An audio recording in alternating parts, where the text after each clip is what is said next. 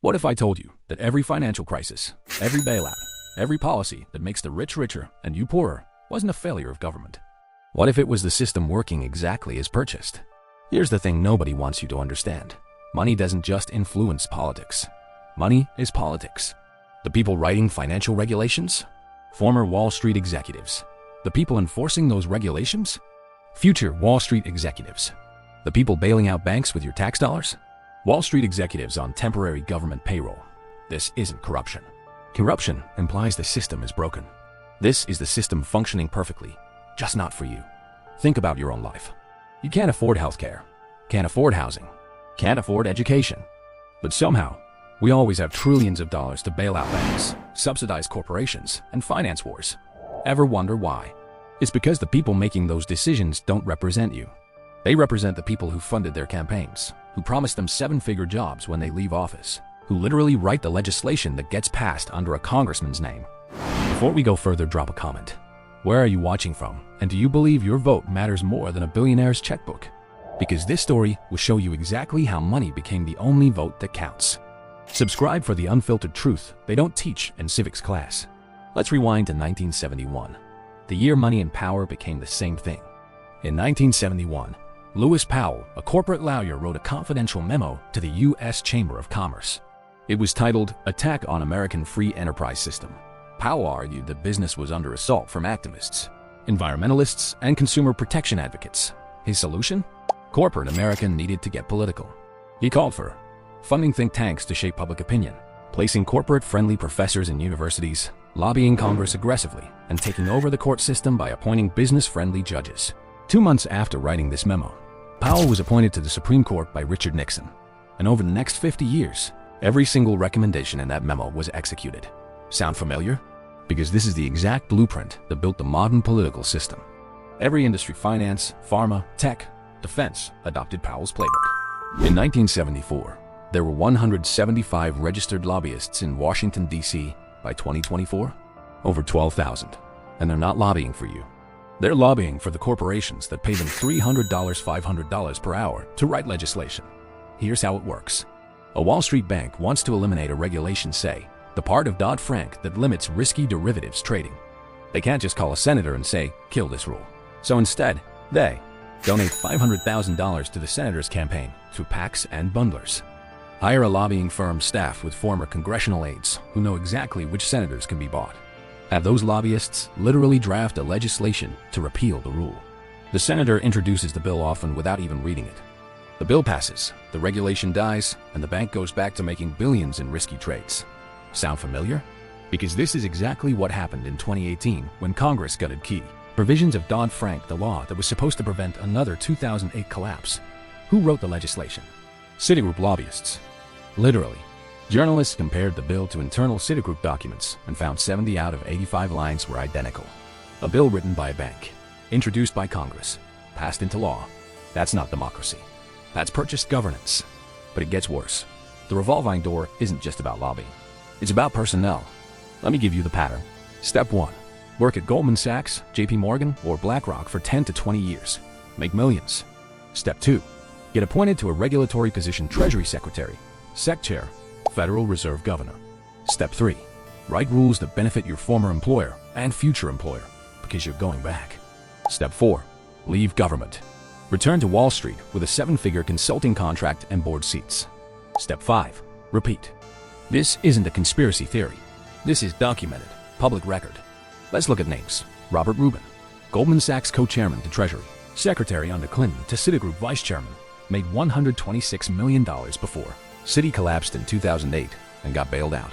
Hank Paulson, Goldman Sachs CEO to Treasury Secretary under Bush, to orchestrated the 2008 bailouts that saved Goldman while letting Lehman Brothers die.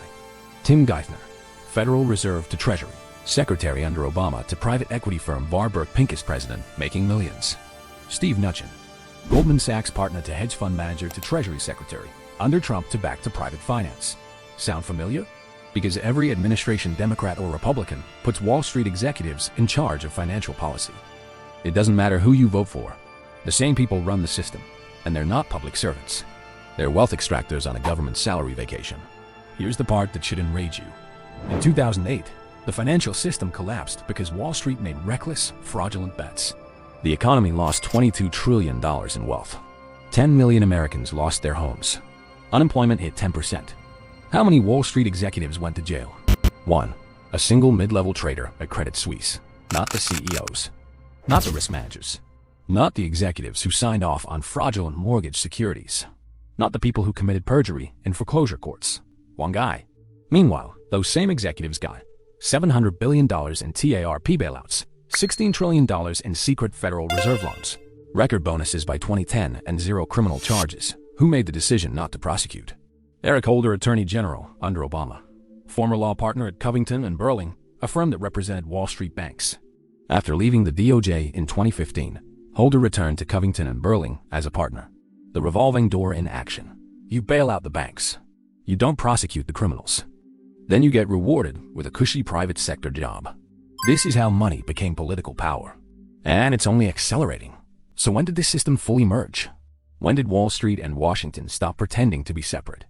In 1999, the repeal of Glass-Steagall. For 66 years, the Glass-Steagall Act, passed after the Great Depression, kept commercial banks and investment banks separate. You couldn't take people's savings deposits and gamble them on risky Wall Street bets. It was the firewall that prevented another 1929-style collapse. But Wall Street wanted it gone. So they bought its repeal. The campaign was led by Sandy Weill, CEO of Citigroup, and Alan Greenspan, chairman of the Federal Reserve. They spent decades lobbying Congress, hundreds of millions in campaign contributions, armies of lobbyists, think tank white papers, media campaigns. And in 1999, Congress passed the Gramm-Leach-Bliley Act, killing Glass-Steagall. President Bill Clinton signed it into law. Standing next to him at the signing ceremony, Robert Rubin, former Goldman Sachs co-chairman, then Treasury Secretary. Rubin left government weeks later and became vice chairman of Citigroup, making $126 million over the next decade as Citigroup used its new deregulated powers to engage in the exact risky behavior that would cause the 2008 collapse. Let me be clear, Rubin helped kill the regulation. Then he immediately profited from killing it. That's not public service. That's insider trading and policy. But here's the part that makes it even more sinister. The Gramm-Leach-Bliley Act, the bill that repealed Glass-Steagall, was 145 pages long. It was introduced, debated, and passed in under 3 months. Who wrote it? Not Congress. Wall Street lawyers and lobbyists drafted the legislation. Senators simply attached their names and voted yes. This is the key mechanism. Wall Street doesn't just influence policy. They write it. Then they install their people in government to pass it. And once it's law, they profit. Billions in profit. By the time the 2008 crisis hit, it was too late. The firewall was gone. Commercial banks and investment banks were fused into too big to fail behemoths. When they collapsed, the government had no choice but to bail them out because letting them fail would destroy the entire economy. Wall Street had made itself systemically essential, and they did it by buying the laws. You won't believe how much they spent to do it. Let us break down the exact mechanics of how money buys political power, because once you see the system, you can't unsee it. First mechanism: campaign finance as legalized bribery in 2010. The Supreme Court ruled in Citizens United v. FEC that corporations can spend unlimited money on political campaigns. The logic? Money is speech. Corporations are people. Therefore, limiting corporate spending on elections violates the First Amendment. It's insane, but it's law. Here's what happened immediately after. In the 2008 election cycle, before Citizens United, total campaign spending was $5.3 billion. In 2020, $14.4 billion. Nearly triple. Where did that money come from?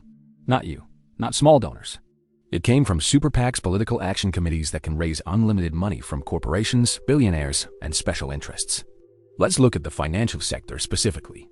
In the 2020 election, Wall Street donated $74 million to Biden's campaign and $51 million to Trump's campaign. Notice something? They donated to both sides.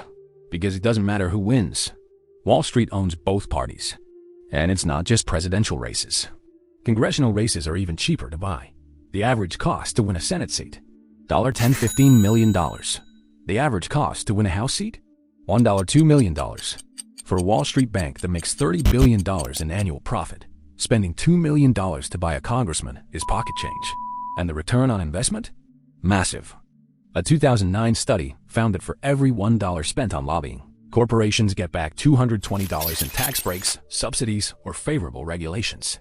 That's a 22,000% return. This isn't bribery in the traditional sense, where you hand a politician cash in a briefcase. It's systemic, legalized extraction. Second mechanism, the revolving door and regulatory capture. Regulatory capture is when the industry being regulated takes control of the regulators. Here's how it works in practice. You're a Wall Street executive making $5 million a year. You get appointed to a government position, Treasury Secretary, Sec Chairman, whatever. Your government salary? $200,000 a year. Sounds like a pay cut, right? Wrong, because you're not there for the salary. You're there to write rules that benefit your industry, weaken enforcement, build relationships with current government officials, and establish your public service credentials. Then, after 2 to 4 years, you leave government and return to the private sector, but now with a much higher value. You get board seats paying $300,000, $500,000 annually, consulting contracts worth $2 to $5 million per year, speaking fees of $200,000, $500,000 per speech, and book deals, media contracts, think tank positions. Your 2 to 4 years in government making $200,000 turns into a lifetime of $5 to $10 million annually. This is the revolving door, and it's how Wall Street owns the government. Let's look at specific examples. Gary Gensler, Goldman Sachs partner, 18 years, to Treasury official, to CFTC chairman to MIT, professor to SESEC chairman, 2021 present. Gensler is considered tough on Wall Street by some, but his entire career has been funded by, shaped by, and intertwined with Wall Street. Can you really regulate an industry you spent 2 decades profiting from? Jay Powell, investment banker at Dillon Read to private equity at Carlyle Group, made tens of millions, to Treasury official, to Federal Reserve chairman, 2018 present. Powell's net worth is estimated at $20 to $55 million. Most of it came from private equity buying companies, loading them with debt, extracting fees, and selling them. Now he's in charge of monetary policy for the entire country. Do you think he understands what it's like to live paycheck to paycheck? Janet Yellen, Federal Reserve Chair, 2014 to 2018, to private speaking circuit, earned $7.2 million in 2019 to 2020 from Wall Street banks, to Treasury Secretary, 2021 present. In just 2 years out of government, Yellen made $7.2 million giving speeches to Citigroup, Goldman Sachs, Google, and hedge funds. Then she went back into government to regulate those same institutions. Does anyone believe she'll be tough on the banks that just paid her millions? This is the system. It's not broken. It's optimized for wealth extraction. Third mechanism, lobbying as legislative outsourcing. Here's a number that will blow your mind. In 2023, the financial industry spent $2.9 billion on lobbying. That's billion with a B. For comparison, the entire budget of the SEC, the agency that is supposed to regulate Wall Street, is $2.1 billion. Wall Street spends more on lobbying than the government spends on regulating them. And what do they get for that $2.9 billion? Everything. Tax loopholes that save them tens of billions. Deregulation that lets them take bigger risks. Bailouts when those risks explode, and immunity from prosecution. Let me give you a concrete example. In 2013, Citigroup wanted to repeal a provision in Dodd-Frank called the Swaps Pushout Rule, a regulation that prevented banks from using taxpayer-insured deposits to gamble on derivatives. So Citigroup lobbyists wrote the repeal legislation themselves. Then they handed it to a Congressman, Kevin Yoder of Kansas. Yoder introduced the bill. 70 out of 85 lines were copied verbatim from Citigroup's draft. The bill passed. It was signed into law as part of a must-pass spending bill in 2014. Citigroup wrote a law. Congress passed it. The president signed it. And nobody went to jail. Nobody even got fired. Because this is legal. This is how the system works. Fourth mechanism, the bailout guarantee and moral hazard. Here is the ultimate scam.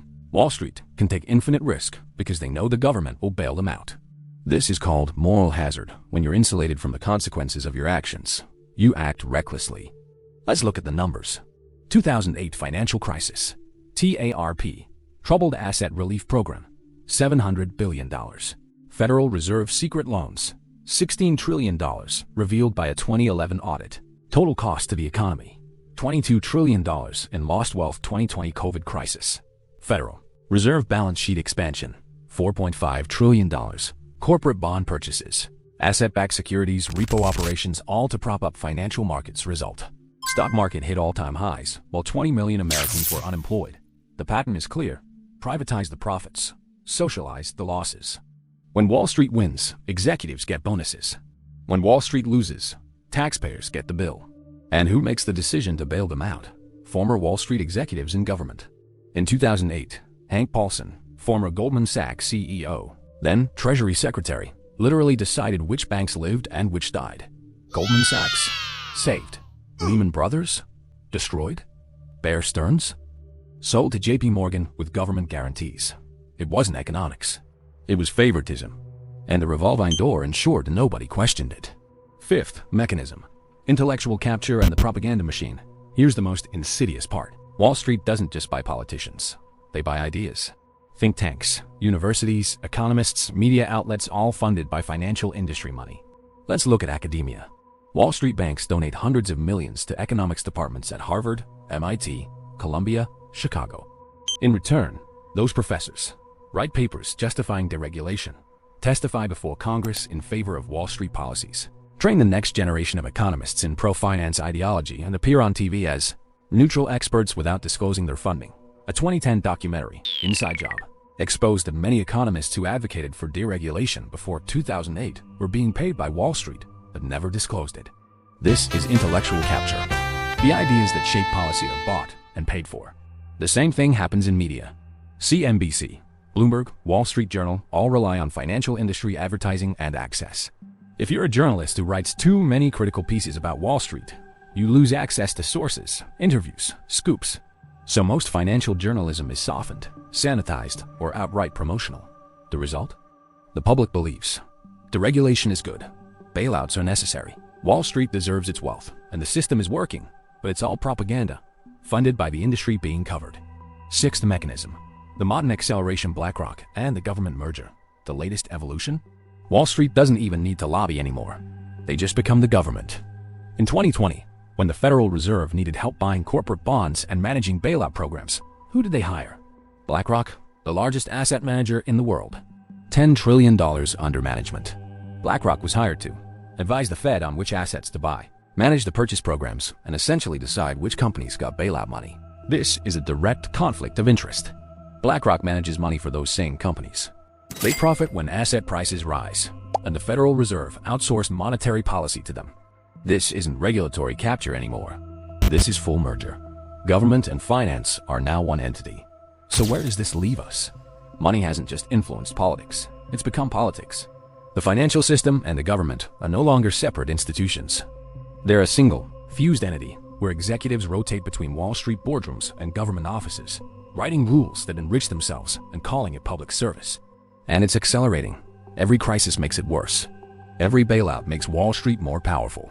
Every revolving door rotation makes accountability more impossible. The 2008 crisis should have broken this system. Instead, it made it permanent. Now, the banks are bigger. The conflicts of interest are more blatant. The revolving door spins faster. And the next crisis? It won't just be financial. It'll be systemic. Because when money is the only vote that counts, democracy dies. Not in a coup. Not in a revolution. It dies quietly in lobbying offices and campaign fundraisers and think tank white papers. You're not a citizen. You're a resource to be extracted. Your taxes bail out banks. Your labor generates profits. Your vote is a formality that changes nothing. This is neo-feudalism, and the lords are Wall Street executives with government titles. Here's the brutal truth.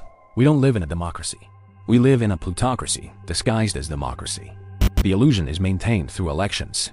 But the real decisions, the ones that shape your life, are made by people you never voted for, in rooms you'll never enter, serving interests you'll never benefit from. The lesson here isn't despair. It's clarity. You can't vote your way out of this. You can't reform a system that's working exactly as purchased. But you can see it. You can name it. You can stop pretending it's anything other than what it is. So I'll leave you with this. Are we wiser now, or are we just better educated peasants in a financial empire? Drop your thoughts below. Subscribe if this opened your eyes. Share this with anyone who still believes their vote matters more than a lobbyist's checkbook. The truth doesn't lobby, but we can.